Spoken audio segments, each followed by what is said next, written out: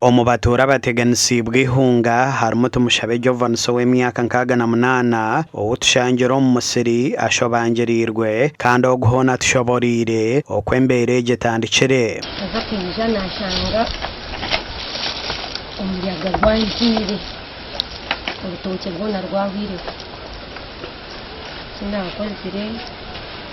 kusama mu muryango nayetegereza nagira shingeno ikibireho ngubasa kukizibira nubu nakubireho umuyaga gwukagwizire n'urubare rwizire nkabizibira urubare rwo rwagira ki rwo rwarwire mu nonga n'umuyaga ibitoke byagwa hansi urubare rwatera ibitoke imihogo ibitakuri zavonera sigashishira kimwe buri kimwe cona nangwa n'ibikoke mu fire harimo na za pusi zangiye ibiro ziferiremo good chance abana baye bari mu nzu no mu cyaro wanje ruhanga kabakwatiraho inzu yamara kurugaho cyayigura cyo cyagenda girewe budongo bwayo mbugo buryaho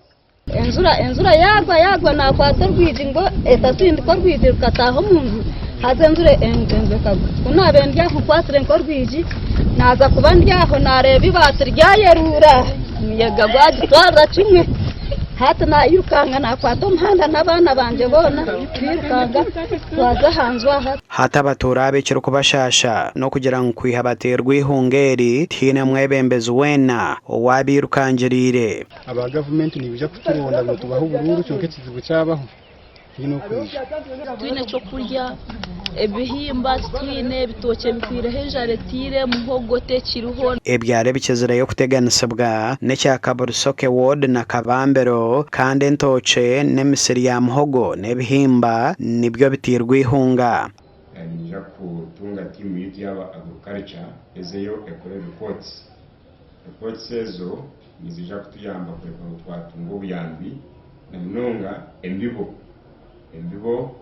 haba emisiri eshishikire gasha kwa Anthony Twine.